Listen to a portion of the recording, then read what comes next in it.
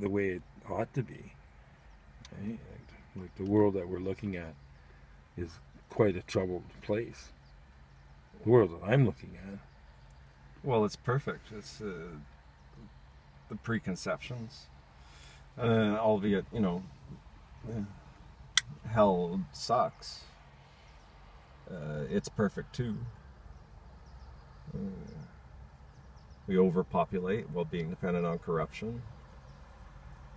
And then we're caught in a trap of if we turn nice, then all those food lines stop. And so you have politicians who indignantly attack anyone who says to be nice, because people are going to starve to death if we start being nice.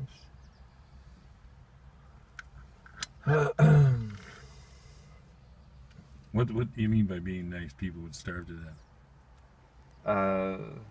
Well, if everyone became enlightened right now and got to a point where they would rather their children die than lie,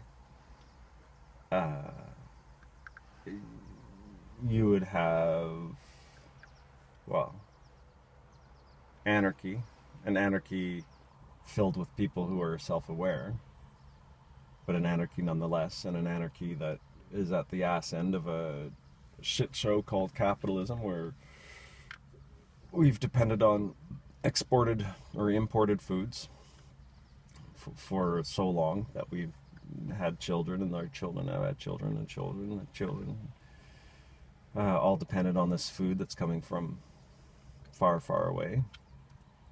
And then you can't depend on capitalism anymore, and that food stops. And then all you have left is your gardening ingenuity, and hopefully people too smart to kill all the deer in an attempt for survival. We start collecting water. So that comes from being nice, like yeah, okay. Yeah. That's the tribulation that they talk about in the Bible. That there's no escaping the grand atrocity that's going to happen, and then so it's. You don't think there's any way to prevent it? No, not at all, not at all. We've overpopulated ourselves 1,000-fold. The food lines stop where that's it. You know, everyone in their delusions has not been planting gardens everywhere. we depend on money, and that was the problem. We've become dependent on money, and money's gonna abandon us. And so that we have to go through this really hard part where, along with trying to survive when there's no food, we also have to get really busy making gardens everywhere, collecting water, readjusting ourselves. Like, we're not going to be able to live in this environment where it's like people will